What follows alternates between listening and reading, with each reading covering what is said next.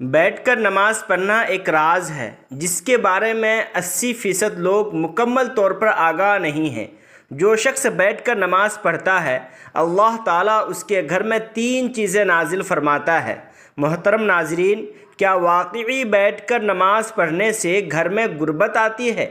پیارے دوستو، نماز دین اسلام کا سب سے اہم رکن ہے جو بندے کو براہ راست اللہ تعالیٰ سے جوڑتی ہے، لیکن بعض اوقات انسان بیماری، کمزوری یا کسی شرعی عذر کی وجہ سے کھڑے ہو کر نماز ادا کرنے سے قاصر ہو جاتا ہے۔ تو ایسی صورت میں سوال پیدا ہوتا ہے کہ بیٹھ کر نماز پڑھنے کا کیا حکم ہے؟ کیا یہ جائز ہے؟ کیا اس سے نماز کی فضیلت میں کمی آتی ہے، یا بیٹھ کر نماز پڑھنے سے وہی ثواب ملتا ہے جو کھڑے ہو کر پڑھنے سے حاصل ہوتا ہے؟ کچھ لوگ یہ سمجھتے ہیں کہ بیٹھ کر نماز پڑھنا صرف معذور کے لیے ہے، جبکہ کچھ لوگ بغیر شرعی عذر کے بھی بیٹھ کر نماز ادا کرتے ہیں۔ ایسی صورت میں یہ جاننا ضروری ہے کہ شریعت میں نبی کریم صلی اللہ علیہ وسلم نے اس بارے میں کیا ارشاد فرمایا، صحابہ کرام اور فقہا کا کیا موقف ہے، اور کس حالت میں بیٹھ کر نماز پڑھنا جائز ہے اور کب ناجائز ہوتا ہے۔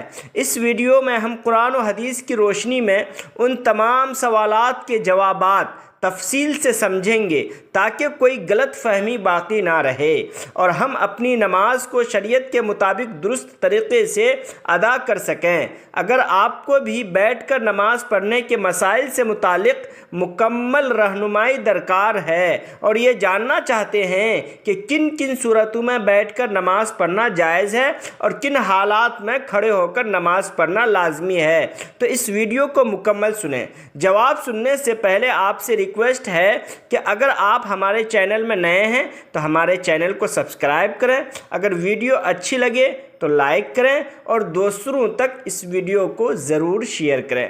سوال یہ ہے کہ اگر کسی شخص کو کوئی تکلیف اور پریشانی نہیں ہے پھر بھی بیٹھ کر نماز پڑھتا ہے تو کیا اس کی نماز ہوگی یا نہیں؟ سوال یہ ہے کہ کرسی پر بیٹھ کر نماز پڑھنا کیسا ہے؟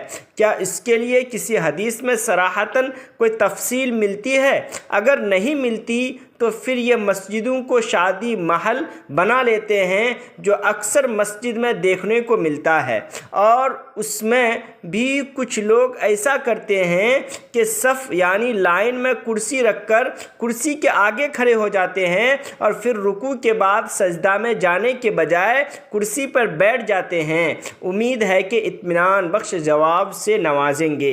ایک صاحب نے سوال ارسال کیا جو جواب تفصیل سے سماعت فرمائیں۔ بسم اللہ الرحمن الرحیم۔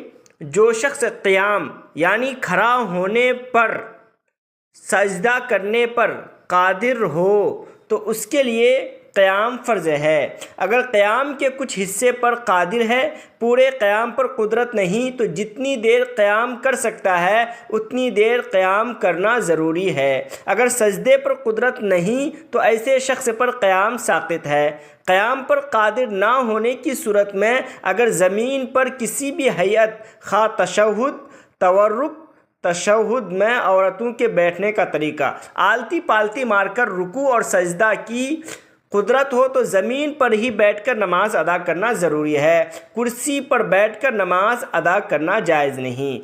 اگر قیام میں قدرت ہے لیکن گھٹنے کمر میں شدید تکلیف کی وجہ سے سجدہ کرنا طاقت سے باہر ہو جائے، یا جو شخص زمین پر بیٹھنے پر قادر ہے مگر رکوع و سجدہ پر قدرت نہیں رکھتا، تو ایسے حضرات کو زمین پر ہی بیٹھ کر نماز ادا کرنا چاہیے۔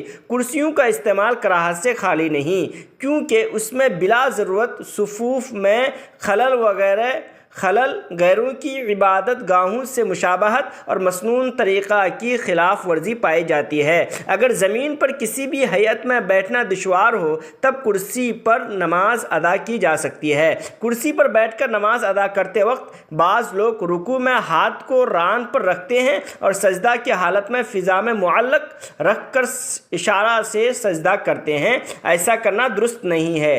رکوع اور سجدہ دونوں میں ہاتھ کا ران پر رکھنا ضروری ہے ہے کیونکہ اشارہ سے نماز ادا کرنے کی صورت میں شریعت نے رکوع اور سجدہ میں صرف ایک ہی فرق کو ملحوظ رکھا ہے، وہ یہ کہ رکوع کے مقابلے میں سجدہ زیادہ جھکے۔ واللہ عالم بالصواب۔ ناظرین، کمنٹ سیکشن میں اللہ تبارک و تعالیٰ کے 99 ناموں میں سے ایک نام ضرور ٹائپ کریں۔ اگر ویڈیو پسند آئے تو اسے لائک کریں، دوسروں کے ساتھ شیئر کریں اور ہمارے چینل کو سبسکرائب کرنا نہ بھولیں۔ جزاک اللہ۔ پھر ملتے ہیں کسی اگلی ویڈیو کے ساتھ۔ السلام علیکم ورحمۃ اللہ وبرکاتہ۔